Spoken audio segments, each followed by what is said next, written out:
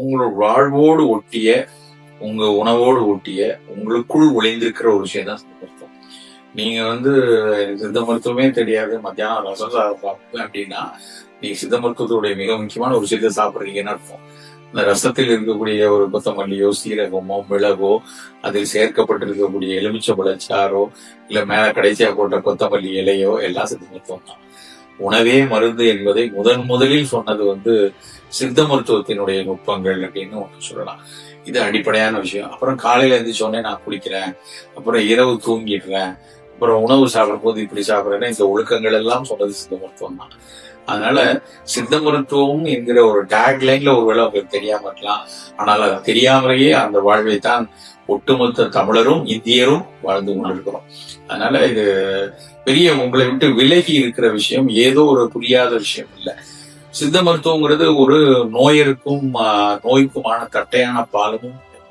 அது 360 டிகிரி சித்த மருத்துவத்துல எப்படி தூங்கணும், எதை சாப்பிடணும், எதை யோசிக்கணும், எப்படி மகிழ்வா இருக்கணும், என்ன பழக்க வழக்கங்கள் இருக்கணும், காலையில என்ன செய்யணும், ராத்திரி என்ன செய்யணும், இப்படி எல்லாம் என்ன உடை உடுத்தணும், என்ன சாப்பாடுங்க, எப்படி அதனுடைய சாப்பாடை சமைக்கணும், என்ன பாத்திரம் வச்சிருக்கணும், இப்படி எல்லா விஷயத்தையும் பேசியதுதான் சித்த மருத்துவம். குடிநீர் அப்படின்னு சொல்லுவோம், நிலவேம்பு குடிநீர்.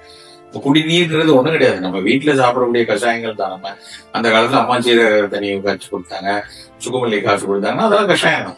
சோ ஒரு உலர்ந்த ஒரு கிழங்கோ தாவரத்தையோ தண்ணீரில் கொதிக்க வைத்து அதனுடைய சத்தை பிரித்து கொடுக்கறது கஷாயம்.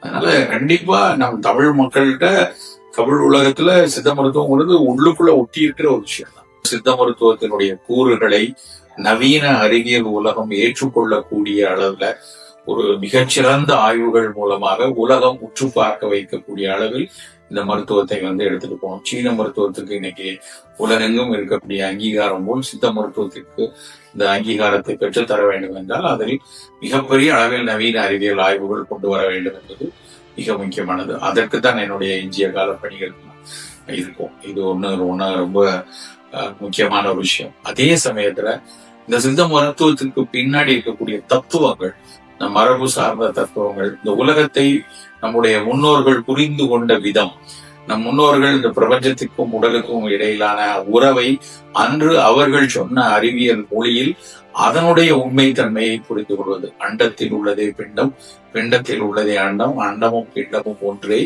அறிந்துதான் பார்க்கும் போதே அப்படின்னு ஒரு தமிழ் பாடல் உண்டு.